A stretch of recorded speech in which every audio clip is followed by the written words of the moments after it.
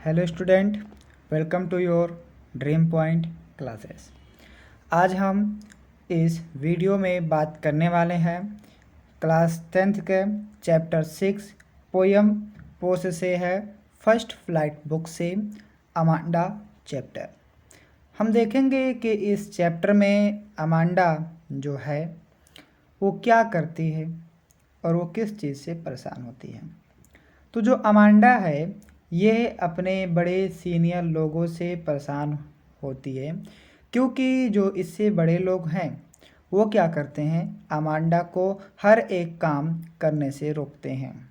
तो उससे वो क्या करती है, वो उस चीज़ से परेशान होती है। वे उनके निर्देशों से बहुत परेशान हो जाती है। कौन? जिस लड़की का नाम होता है अमांडा। वो अपने बड़ों द्वारा दिए जाने वाले हर निर्देशों से वो परेशान होती है, क्योंकि उसे कई सारे निर्देश मिलते हैं कि ये ना करो, वो ना करो। तो इसके लिए वो बहुत ही सैड होती है। तो इस स्टोरी में हम उसी को बहुत ही अच्छे से समझने वाले हैं, जिसके लिए आप वीडियो के लास्ट तक ज़रूर बने रहें। फर्स्ट क्या है? Don't beat your nail, Amanda. Don't hunch your shoulder, Amanda. Stop that slouching and sit up straight, Amanda. क्या कहा जा रहा है कि अपने नाखून को मत काटो अमांडा, और शोल्डर को हंच यानी कि मत करो, यानी कि कुबड़ निकाल के मत बैठो और सीधा बैठो अमांडा। Stop the slouching. क्या कहा जा रहा है? स्टॉप द स्लाउचिंग, यानी कि सुस्त ना दिखो, और सिट अप स्ट्रेट अमांडा, सीधा बैठो अमांडा। तो यहाँ पे सबसे पहले उसे अपने बड़ों द्वारा क्या निर्देश दिया गया है कि अपने नाखून को मत काटो अमांडा। कुछ लोगों की आदत होती है बच्चों की कि अपने नाखून को दांतों से काटते हैं। तो इसके बड़े यही निर्देश देते हैं कि तुम अपने नाखून को मत काटो, मत चबाओ अमांडा, और अपने शोल्डर को झुकाकर मत बैठो अमांडा। यानी कि हंच का तो क्या होता है? कुबड़। लोग कहते हैं ना कि सीधा बैठो नहीं तो कुबड़ निकल जाएगा। तो हंच मतलब कुबड़। तो कहते हैं कि don't hunch your shoulder Amanda, कि तुम अपने कुबड़ को निकाल कर मत बैठो Amanda. Stop the slouching and sit up straight Amanda, और तुम सुस्त में मत बैठो और सीधा स्ट्रेट बैठो अमांडा। तो इस चीज़ों से जो है अमांडा वो परेशान होती है। ठीक, तो इमेजिन करती है वो। तो देखिए इसमें जो सबसे पहला मोस्ट इम्पॉर्टेंट मीनिंग है वो क्या है? हंच। तो हंच का मतलब होता है कुबड़ निकालना। स्लाउचिंग यानी कि बहुत ही सुस्त तरीके से बैठना। फिर क्या कहा जा रहा है? There is a language emerald sea where the sole inhabitant is me a mermaid drifting blissfully. फिर क्या कहती है अमांडा? अमांडा सोचती है, इमेजिन करती है, सपने देखती है कि काश वो अपने बड़ों के निर्देशों से स्वतंत्र चाहती थी। इसको फिर क्या करती? इमेजिन करती, काश वह एक जलपरी होती, एक जलपरी के रूप में होती। तो क्या करती? एक बड़े से समुद्र में एकांत वो रहती, और वहाँ पे वो अत्यधिक आनंद पूर्वक रहती, वो प्रसन्न रहती। ठीक है, इसीलिए वो कह रही है कि देयर इज लैंग्वेज। तो लैंग्वेज मतलब क्या? वो शांत रहती है वहाँ पे। ठीक, और सोचती है कि काश वो भी एक इमरेल्ड सी में, जहाँ पर क्या होती? Sole inhabitant. क्या होती? Sole inhabitant. वो भी क्या होती? एक जल परी होती। तो भी क्या करती? समुद्र में बहुत ही खुशी से वो रहती और मस्ती करती।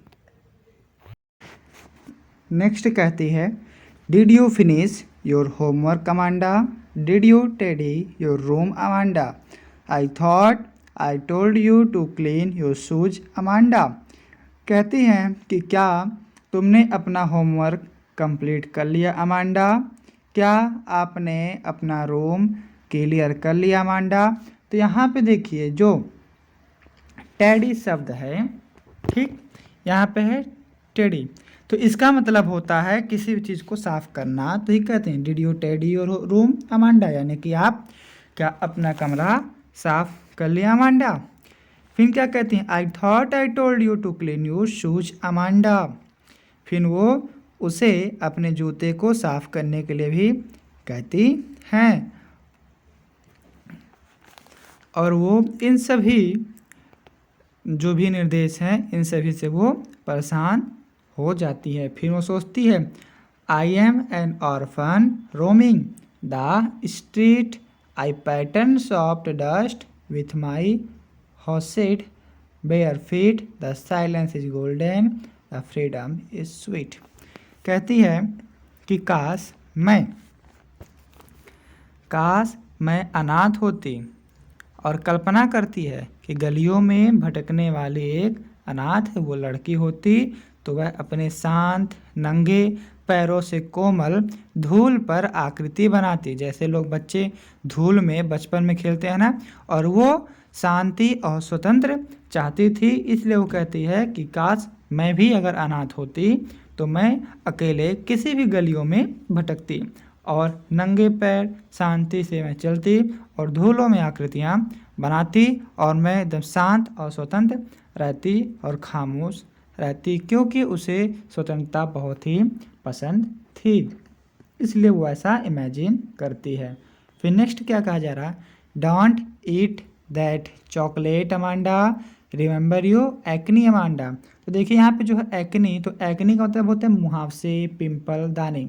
वो कहती हैं कि चॉकलेट मत खाओ अमांडा, यानी कि वो चॉकलेट खाने के लिए मना कर, तो कहती हैं कि जो आपके चेहरे पर जो मुहावसे निकल रहे उसे आप उस पर ध्यान दीजिए अमांडा। उसके माता पिता उसे बार बार वो चीज़ याद करने के लिए कहते हैं, will you please look at me when I am speaking to you Amanda. उसे कहती हैं, उसके माता पिता जो हैं उसे कहते हैं उससे बात की जा रही हो तो उस समय वह उनकी अपेक्षा ना करे। फिर क्या कहती है अमांडा, इमेजिन करते हो, फिर सोचती है, काश I am Rapunzel, I have not a care, life in a tower is tranquil and rare, I will certainly never let down my breath hair. वो कहती काश मैं एक रेपेंजल होती और एक निश्चित जीवन व्यतीत करती। वह किसी एक ऊंचे मीनार में रहनी चाहती है जहाँ जीवन शांत और अत्यधिक अच्छा हो। वह सोचती है कि यदि वह रेपेंजल होती तो भी अपने चमकीले बालों को नीचे नहीं लटकाएगी और किसी को भी अपने मीनार में नहीं आने देगी, वो अकेले अपने जीवन को व्यतीत करेगी।